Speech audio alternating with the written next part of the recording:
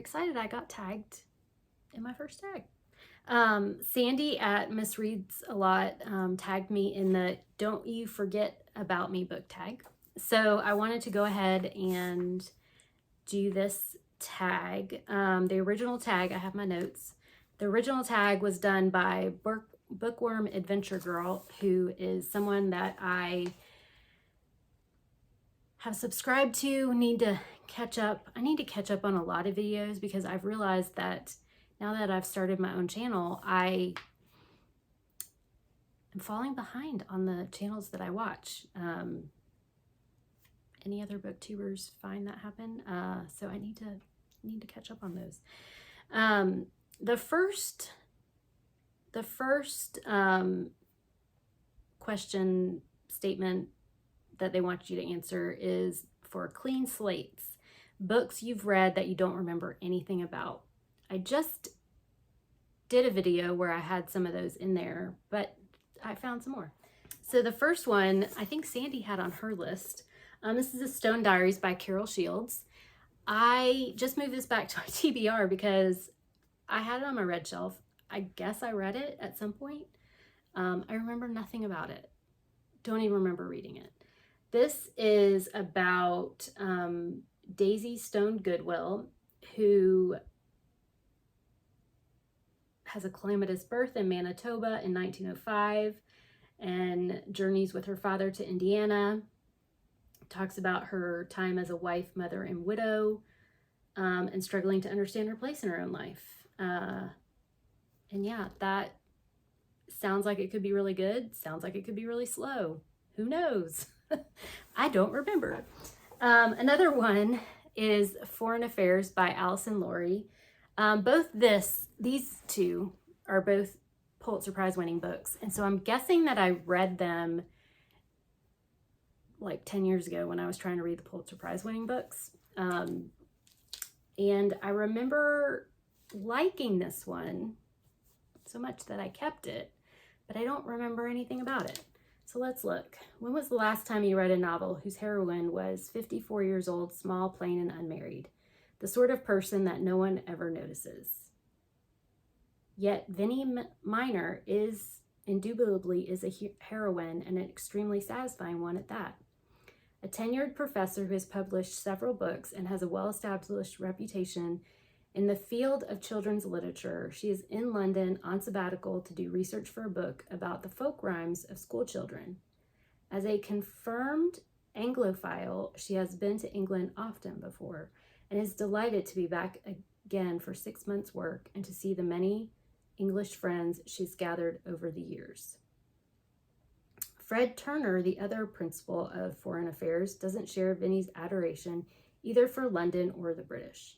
Not only is it his first visit, not only is he flat broke because his funds from the US haven't arrived, but he has just separated from his wife and is thoroughly miserable in this dismal city where it seems to rain all the time. I mean, let's not read anymore. It sounds like something I would really like. So yeah, I might move this back to the TBR as well. All right, this one I'm ashamed of. I really am, because I read Their Eyes Are Watching God by Zora Neale Hurston. I read this and I remember being stunned by the writing and, enamored by the way that Zora Neale Hurston told this story. But I don't remember enough about it to share it with, to just talk about the book, even though I've read it. I feel like I read this maybe in high school or college, which, was some time ago. First published in 1937, Their Eyes Were Watching God is Zora Neale Hurston's most highly acclaimed novel.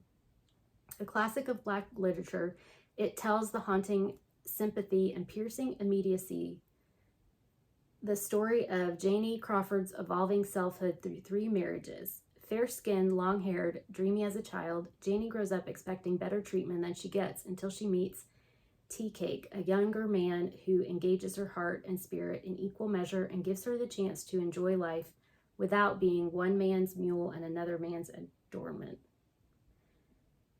I do remember a character, Tea Cake. Like, some of it's coming back to me, but not enough. And so I want to reread this one for sure.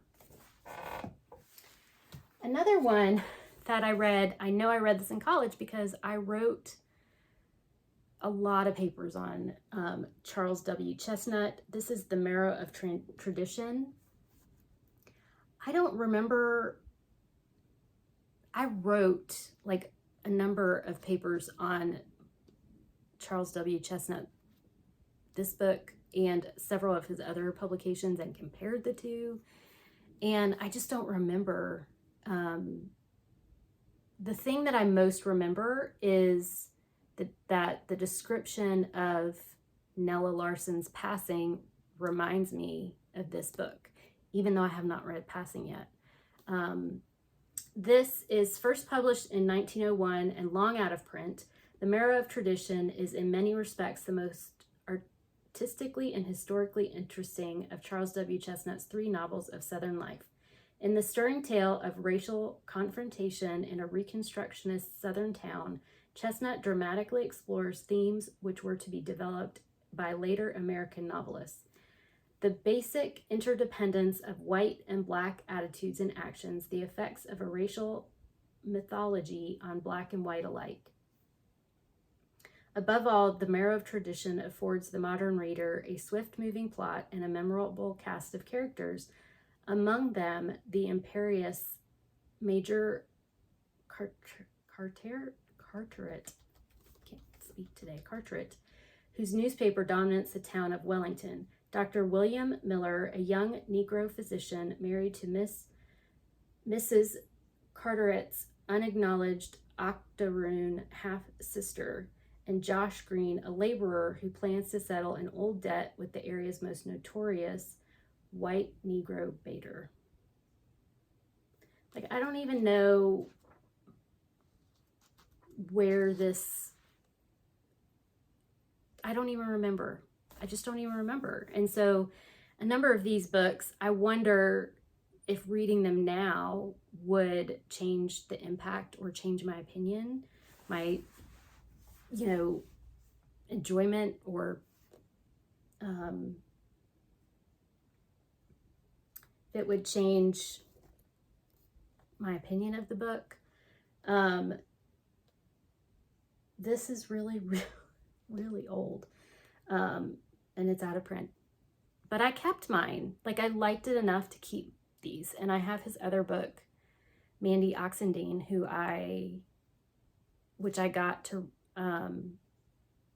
compare and contrast the 2 books in a paper. Yeah, and I don't remember any of this. So this one's going back on the TBR as well. And this one, I don't know if I'm going to reread or not, but The God of Animals by Aaron Kyle. I just remember liking this. It's, I felt like I empathized with the young main character.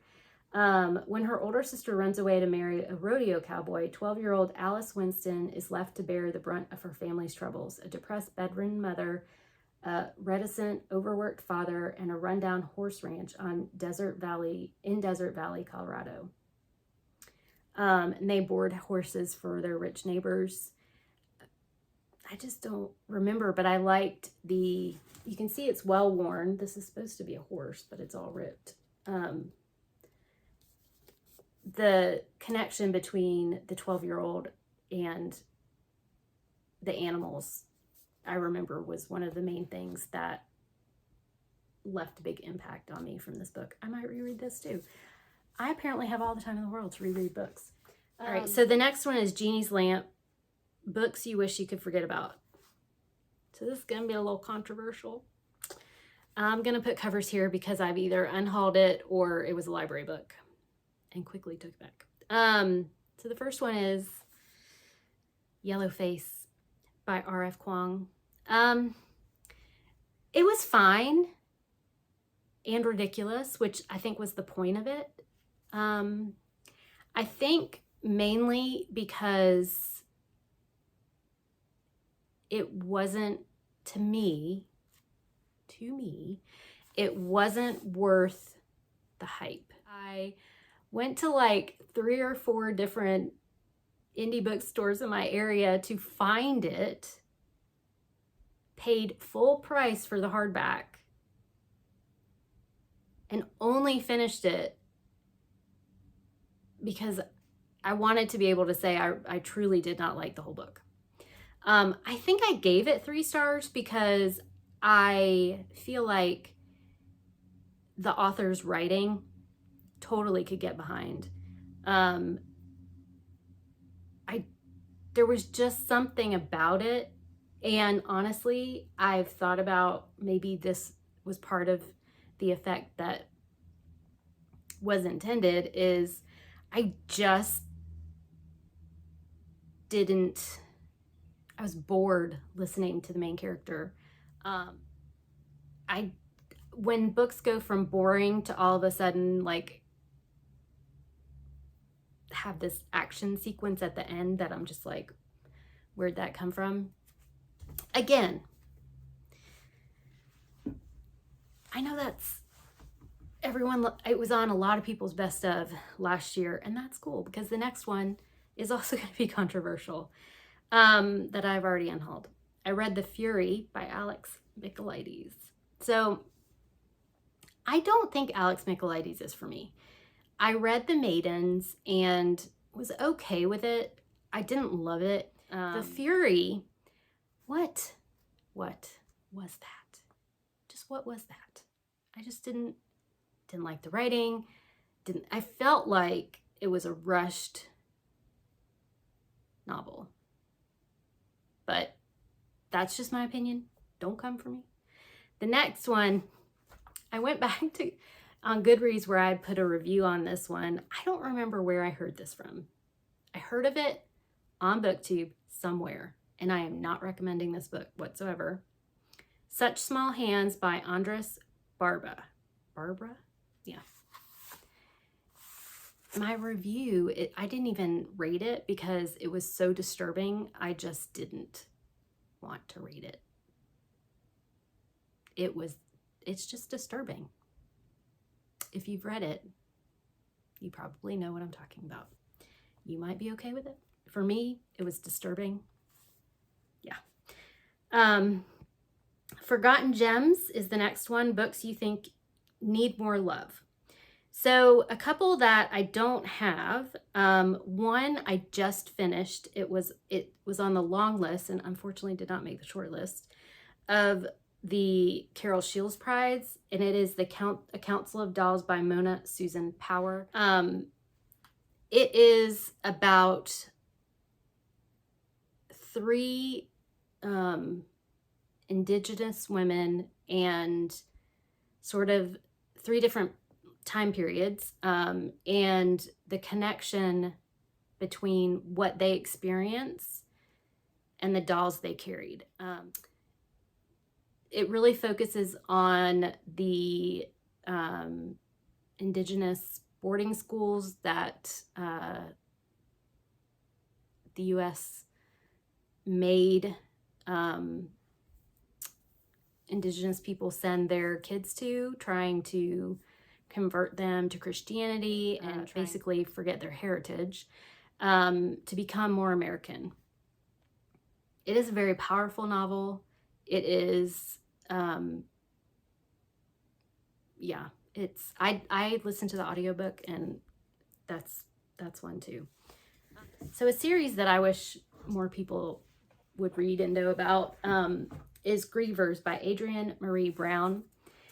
This is, I know that it caught my eye because of the name Grievers. If you don't know, my mother passed away a couple years ago. She lived with me. I took care of her. Grief has been a very big part of my life for the last couple of years, so that's definitely why this grabbed my attention. I know that. It is basically about It's dystopian. It's it. See, it's hard to explain. Let's see what the Dune's mother is patient zero of a mysterious illness that stops people in their tracks in mid-sentence, mid-action, mid-life, casting them into a non-responsive state from which no one recovers. Dune must navigate poverty and the loss of her mother as Detroit's hospitals, morgues, graveyards begin to overflow. As the quarantined city slowly empties of life, she investigates what caused the plague and what might end it. Following in the footsteps of her late researcher father, who has a physical model of Detroit's history and losses set up in their basement, she dusts it off and begins tracking the sick and dying, discovering patterns, finding comrades in curiosity, conspiracies for the fertile ground of the city, and the unexpected magic that emerges when the debt of grief is cleared. I mean, it's listed as fiction, science fiction, and LGBT. It's so good. It is so good. Again, if you're not ready for pandemic type novels, don't go into this yet. But eventually, I think it'd be good for you to read it.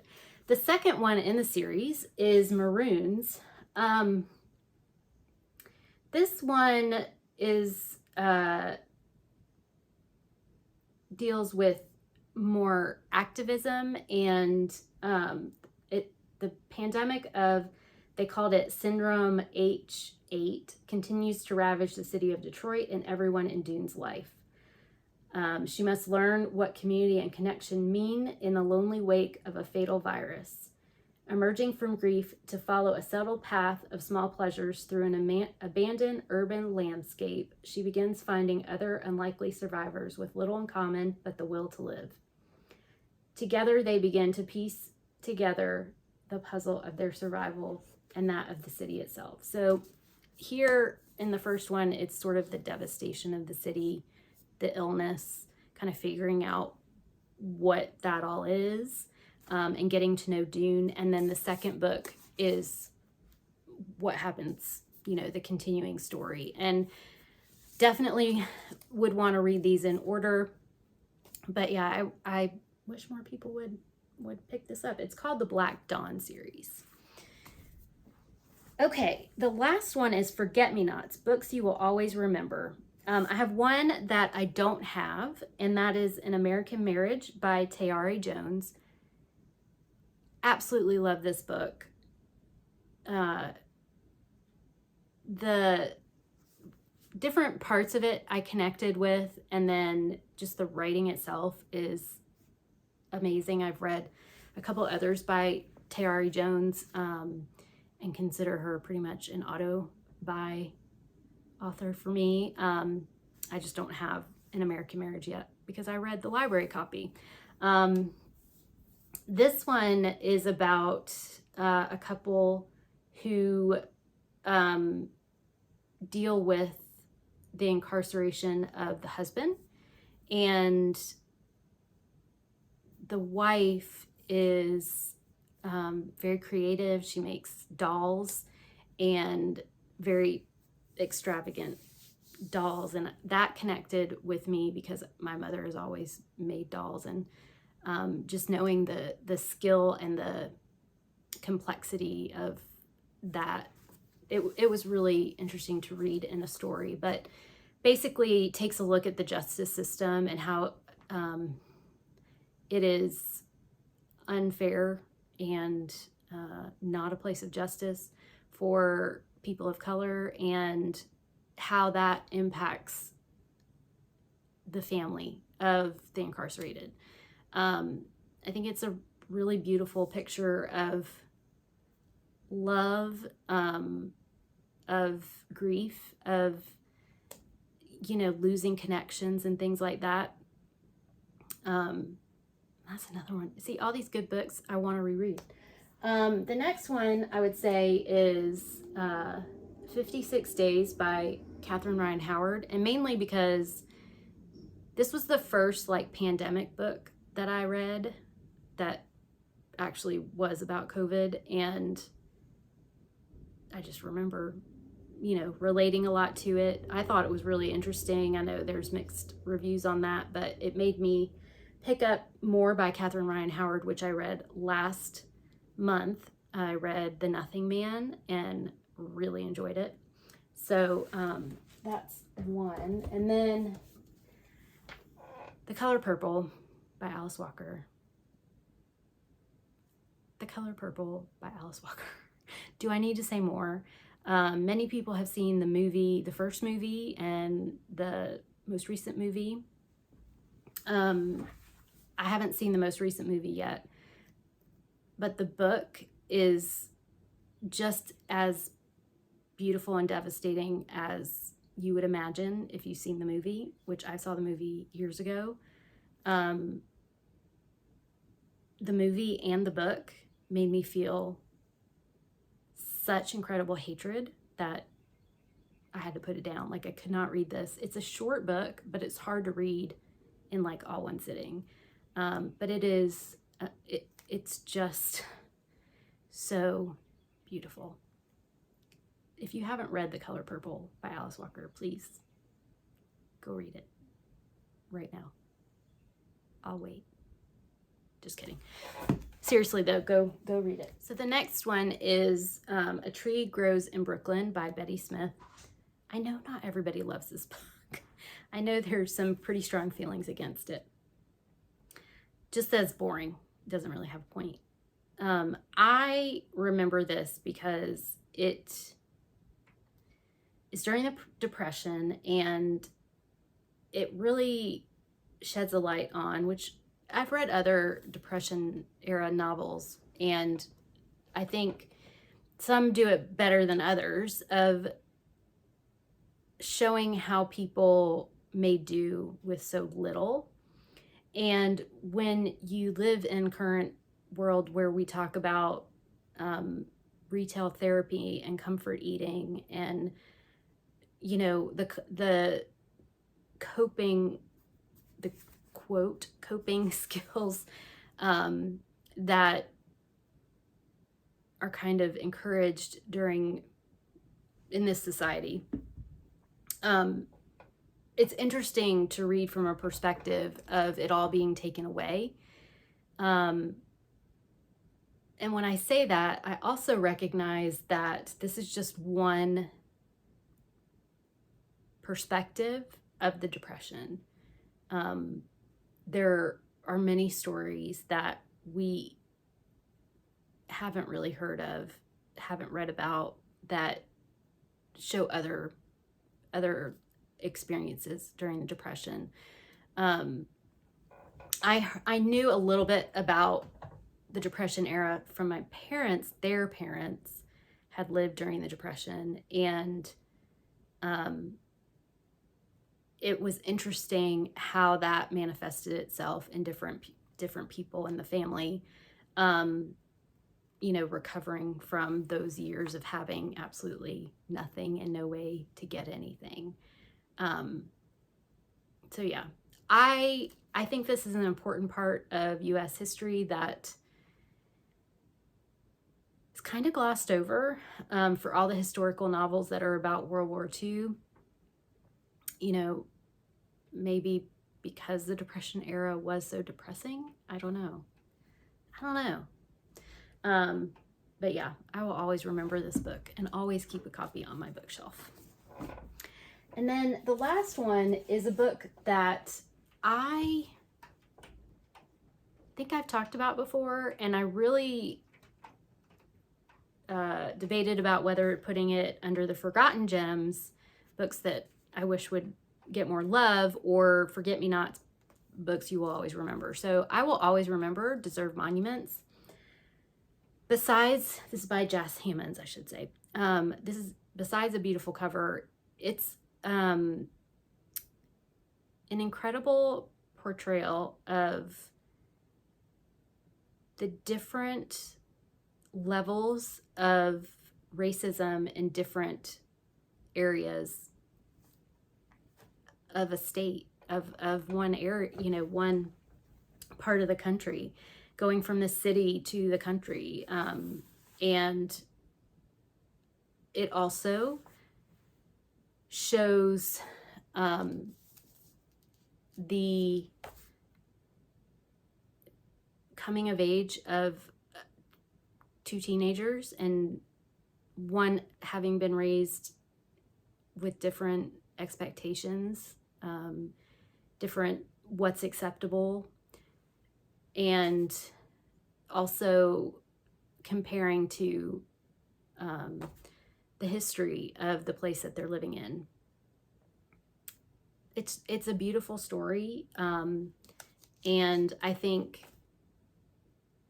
you know, I'm not gravitated towards coming of age stories anymore, but this one has opened my eyes to maybe I could be interested in coming of age stories again. So that's another one. And that's it for the tag. The last part is to tag, what was the last one? To tag other booktubers. I have a couple that I would love to know their answers to these, and they may not have a chance to do the tag. That's totally cool. If you aren't on the list that I tag, please also feel free to do it as well. If you're a booktuber and you want to do this, I tag you. But also, I wanted to tag Lindsay from Lindsay's Little Library, Lori from Books, Ink, and Paper, Lee from Dark Roots Creation, and Brittany from Brittany Loves Reading. I'd love to hear your answers to these as well. And thanks to Sandy for tagging me in my first tag on BookTube. It's so exciting. I will talk to you again soon. Bye.